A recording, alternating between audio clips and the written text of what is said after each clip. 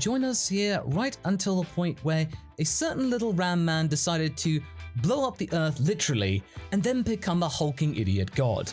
If you're a little confused as to what we are talking about, you'll be able to find all of the information here, up on the lookout.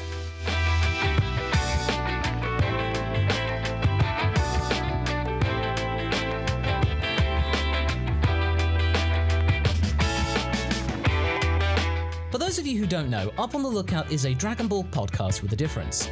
Here we like to take our time with Dragon Ball and really discuss it in a more relaxed manner instead of trying to be deeply analytical all the time. We just wish to share our honest thoughts of a medium that we love oh so much for oh so long.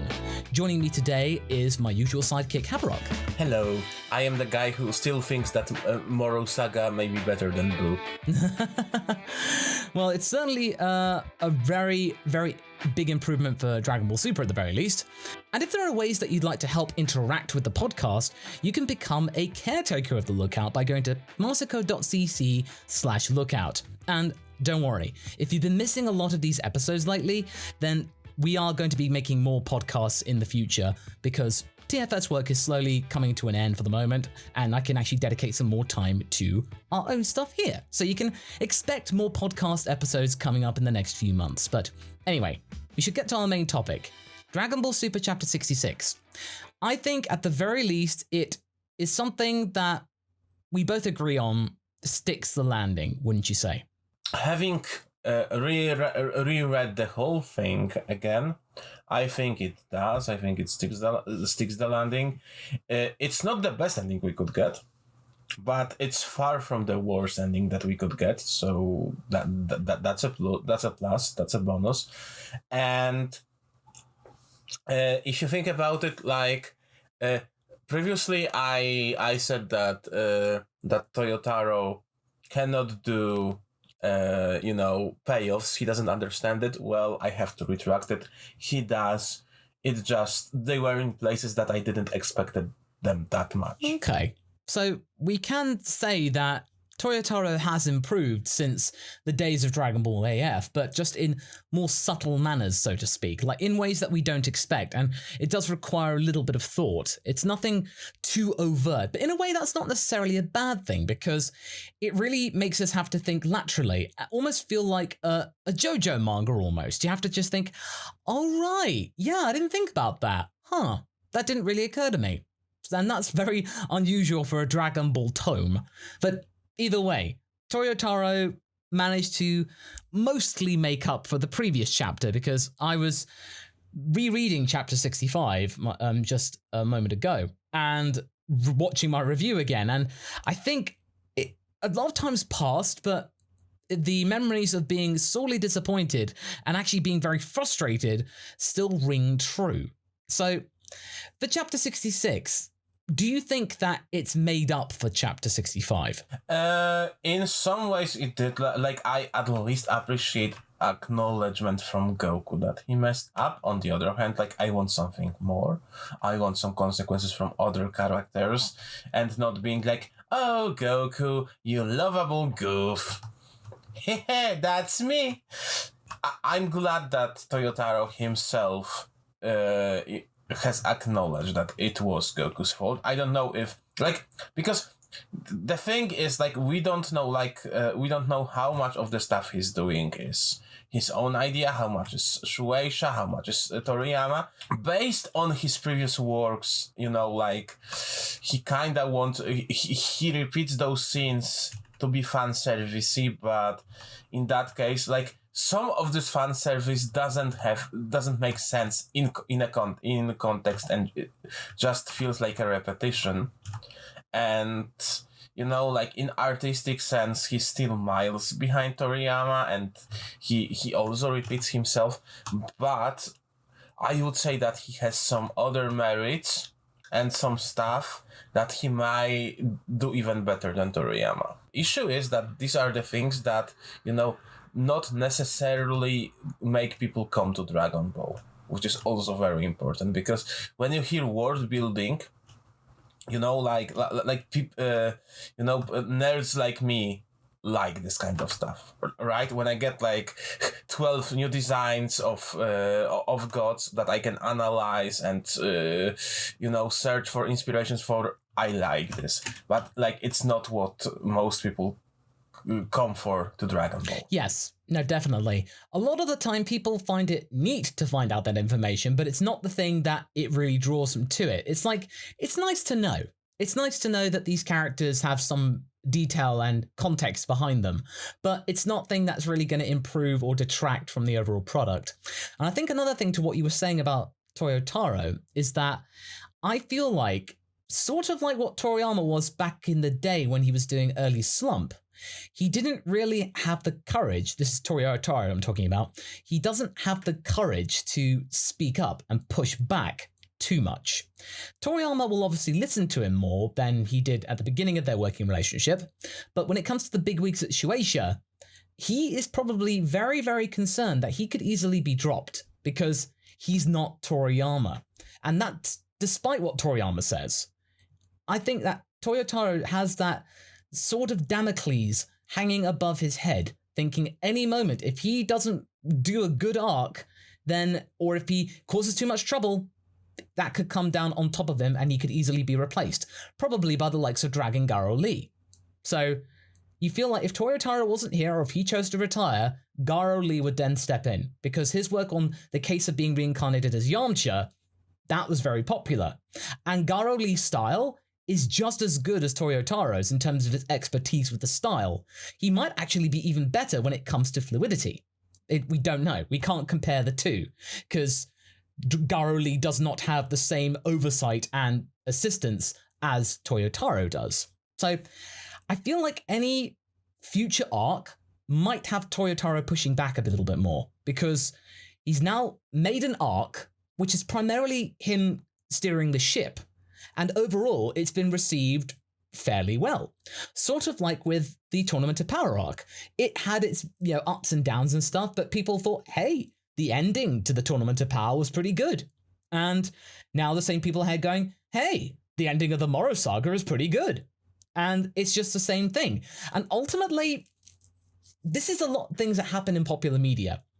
If you have something which is mostly okay or fine, but it has a good ending, then you forgive most of the quirks. If you have something that is great, but a terrible ending, it completely spoils the whole thing. Like when Philly and we caught up with How I Met Your Mother, and I know about all the stuff in 2014 where everyone thought the ending was terrible, but we obviously weren't aware of it, so we didn't really pay much thought. But when we actually got to that ending, we thought, oh, this is really unsatisfying. Like, what was the point of all of that? It's just like, right, this is really, really kind of offensive to all that time, that like years of following the show, and then no, the ending's bad. And that's all you talk about. Like Game of Thrones. Nobody cares about Game of Thrones anymore. Mass Effect. Mass Effect, yes. Well, maybe to a lesser extent. Yeah, but still. Mass Effects 1 and 2 did really good. Yeah. Mass Effect 3... It was a good game up until, like, last 10 minutes. It's, where the last person we actively fought was Marauder Shields. Yeah. And then let's not just speak about Andromeda. Oof. I think that Andromeda is overhated. Like there were moments that I enjoyed myself, but like it was only fine at times, Like I think that Andromeda is overhated, but like it's not the point of the discussion. I feel that like with Moro arc, I felt like my biggest problem with Moro arc is that like it's fine, it's okay, it's probably the best original storyline that Super had, but the thing that hurts the most is that that it could be something truly great, on at least on par with Z at times, if not for some weird creative decisions, And that if it's going to get animated, there are going to be some things which are toned down, which will actually hinder the overall impact, because this isn't something that they would take lightly. This is something they have to do in order to keep Dragon Ball in the same 9 a.m. time slot on a Sunday. There are going to be things that have to be toned down. So that is just something people have to accept. So what that does mean is that you have to make up for it in other ways. So you have to trim some stuff down, extend other things which weren't really explored, maybe even remove and omit things that were not really that well received or really didn't work. Like maybe add something to the second fight with Goku and Moro, you know? So maybe make it less of like Moro's just toying with him the whole time.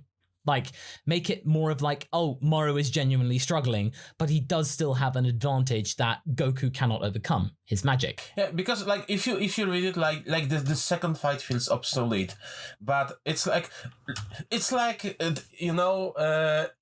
think you said it a while ago. It's something with Toyotaro, Super, and Freeze. You have those three journeys to the time, with the second one being obsolete. Like number 2 in Toyotaro's or DBS Freeze is usually the most obsolete one. Oh yeah, of course. It's like with the Goku Black arc, everyone was going like 2 times, like going to the future 1 time, then coming back and then regrouping for a final push. That would have been enough. Like with Goku fighting Jiren 3 times. The second time felt a little bit unnecessary. And going Ultra Instinct, sorry.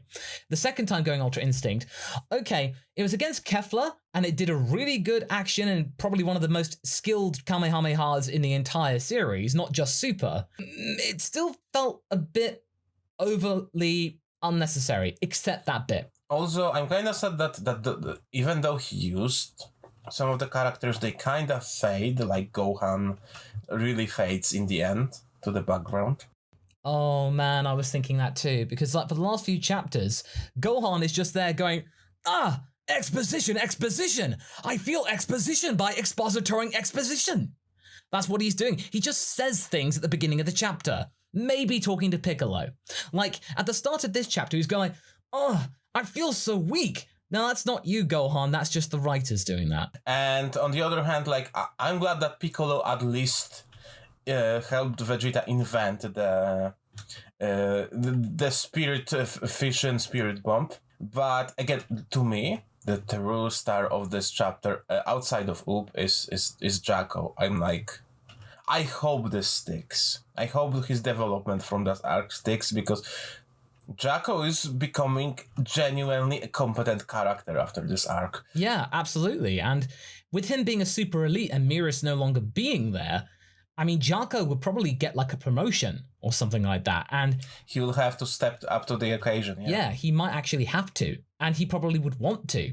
Because he came up with that decision. It's like, we keep saying this. And I said this in my super review, in that if you took Vegeta out of the equation, Goku wouldn't have won. And the fact is that Toyotaro did something good. And this is something we'll discuss in more detailed discussions later on. But this was a team effort. You cannot say that Goku won against Moro solely. It's a team effort. It's like with Jiren. Goku didn't beat Jiren. Goku beat Jiren with the help of Universe 7 and most importantly Frieza. Goku actually hasn't won a major battle alone. No. Like Beerus, he lost. Hit, it was a tie. Goku Black. Frieza. Okay, Frieza. Yeah, but that honestly that doesn't sort of really count. He already beat Frieza. And he did a kill steal from Vegeta. Yeah, that required a do-over for him to do. So that required help from Weeks. And then Goku Black, that was Trunks. Well, yeah, with Zamasu. So that was Trunks doing that as best as they could. And then with Jiren, it's Goku and Frieza. And now with Moro, it's Goku and the Dragon Team. Or specifically Goku, Vegeta, and Oob. And Jacko, question mark? I'd say Jacko. I'd say that's valid because he came up with a good idea. And no one else thought of it. So that's something to take into account. So as much as there are many haters of Jacko, including our friend Sophie, she really does not like Jacko. I'd be curious for her to actually read the manga and see that arc and see whether her opinion changes or not. Yeah. Because like again, I can totally understand not liking Jacko. Like in the same vein, I'm not the biggest fan of Hercule. Although I must say that Super Hercule annoys me to much lesser extent. And after Moro like I started to enjoy Jaco mostly because he wasn't only used as a comic relief in silly shenanigans. Like that's the most important thing. Like it's fine to have to have comical characters, but to me the credibility of this character being having any sort of Galactic Patrol rank falls apart when he's just a goofy jokester. And to me it's like he's clearly jealous because of Mirus, but when he learns a lot about it, like I can feel that he's affected again. Like whenever Jaco wants to admit it or not, Mirus was his friend, probably one of the closest. And Jaco probably doesn't have that many friends because he either rubs people up the wrong way or he gets too much involved in his work to make friends. But Mirus probably was the only one he respected, in like proper, genuine respect. The other ones he'd be basically just toadying or sucking up to them because, how do you think he got to being a super elite? He probably kissed a lot of butts. He probably towed the line and basically was very, very sucky-uppy. We are still one chapter left. I still hope that that they won't return Mirrors, that it won't, and that my biggest hopes for chapter 67 after chapter 66 is that what we got is the the announcement of some changes of actual plot progression. Because think about it, like they reintroduced Ub, maybe they are slowly getting ready to go past the end of Z. Yeah, I mean, it's absolutely true. Like, this is a good point to move on to our predictions or our hopes for chapter 67. And as we said, the most likely thing that's going to be covered in this chapter, because it's mainly tying up loose ends, but there is a big one in what is the Grand Priest going to say to Whis and what is going to be the consequences. I don't think that he's going to end up erasing Whis or Beerus, because that would not make any sense. And, Mirus dies, and I don't think the Grand Priest is going to bring Mirus back. So I feel like it would be that strong enough consequence, as in because of your actions, one of our angels in training is dead, and it needn't have happened. So basically, you need to learn from this. This could easily happen to you. I think it will be a last warning, and at some point, Beerus and Whis will have to step in, and they will go over the last warning. I think that's the most likely plotline. That maybe the next arc would be us saying goodbye to Beerus and Whis. Because think about it, like if you wanted to go past Z with all the rumors about the new animated treatment or movie or whatever, what would be the better occasion to do that? Yeah, if you made a movie about where you basically have one last fight between Goku and Beerus, maybe the only lasting connection they can have is food deliveries. That's it. You cannot go to their world, Beerus's place. The only thing that Whis can do is pick up food or have food teleported to their house, and that's it. And then basically, indirectly, it makes Universe 7 a better place to be because Beerus isn't going around destroying as many planets. So it's a nice little way of having some sort of compromise. As you say, this could lead to something really good. And maybe it could then lead into a new series or a new part and chapter, an era of Dragon Ball Super of post-End of Z. Goku and Oob, they are still knocking around, but they're mainly doing stuff on their own, or they're having adventures together and meeting new characters in other universes. So maybe it's Goku and Oob traveling to Universe 11 or something like that. Or, finally Goten and Trunks getting older. Aged up. Yeah. Aged up, yeah, and getting a proper storyline. Yeah, so there could easily be a lot of good things that you could get from this. But it's just down to the fact about whether Shueisha is willing enough to change the iconography. I have a question for you, and I think our listeners are wondering about your opinion. Do you think that chapter 66 improved the ending of Z in your eyes? Oh, absolutely. Absolutely, without a shadow of a doubt. That was probably one of the best things in that chapter. And I love the fact that it wasn't leaked. That none of it was made available. It just goes to show that having spoilers and leaks makes such a big difference. about how you enjoy it. Having Oob there with the Grand Supreme Kai guiding him, Oob having no clue what's happening, is just a sign that, as we've said, both of us have said, it's Goku repaying a debt. Now, it's just not Goku going like, there's a strong boy with boost ki. Cool. Want to go and train suddenly for no reason? And maybe this actually makes people understand, like Goku's family understand, this is the person that helped us fight against Moro and win. Without this boy's energy, we would have lost. So I feel compelled to train him. And this is my last connection to God Ki. So I cannot train with someone with God Ki anymore. Oob is the next best thing. And it makes Oob already way stronger than he was in GT. Like, way stronger. Like, up there with Vegeta. So, Vegeta's probably taking a back seat at the moment, being the ultimate support. And I think people will be a lot more forgiving of Goku just suddenly disappearing for a while, or not being around as often. The main question will be is whether they'll actually slightly retcon it and have Pan join them a little bit. Yeah, like the thing with Pan, like I don't want to spoil it because it's a point in one of our discussions, but to me, the thing with Pan, I started to think about it because if it sticks, it may not, we all know it's Dragon Ball, those things happen, but if it sticks, like, you know, like maybe Goku at the end of Z really started to mature. Think about it. Yes, she wants to train, but she's very tiny.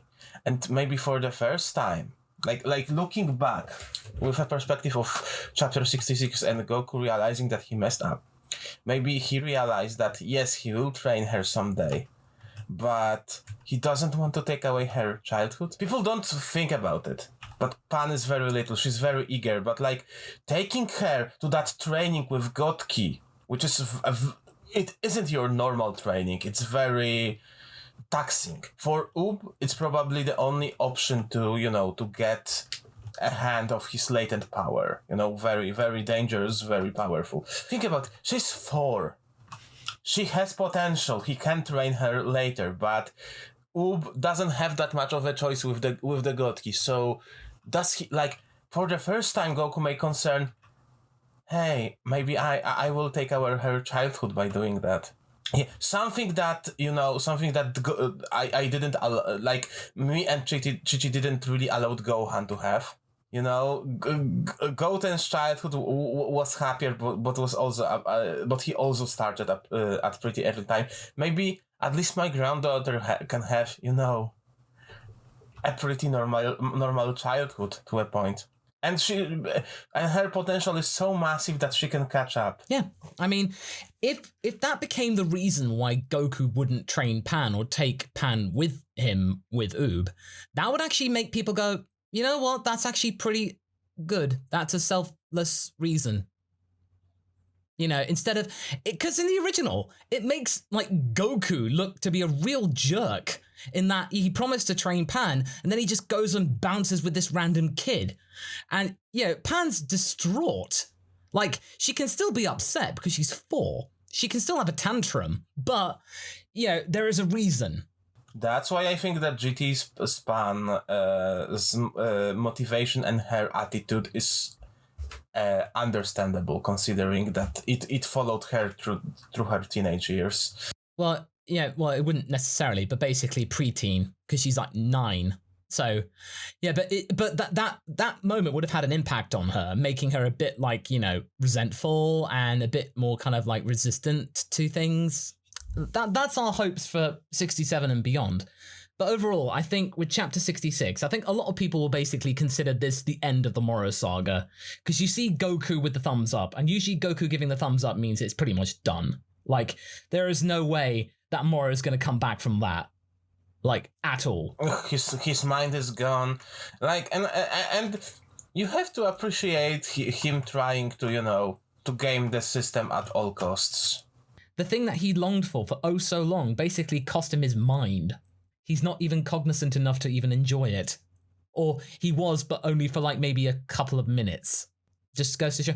It does affirm what my theory was way back, that Moro would ultimately succumb to having too much power.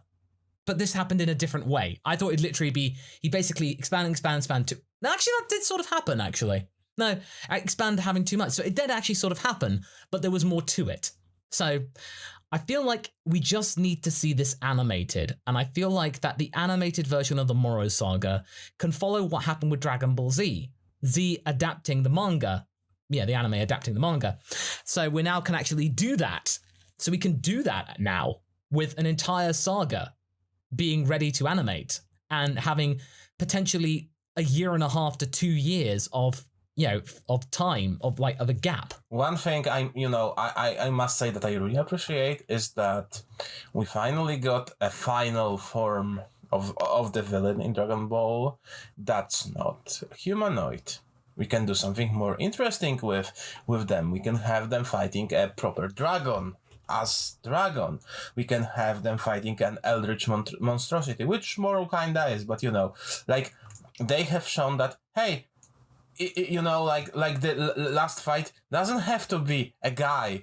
Yeah, and it just goes to show. Going back to AF before we wrap things up, it's basically, as you said, that Toyotaro through AF really wants to do stuff with the Shadow Dragons, all the dragons. So do you feel like?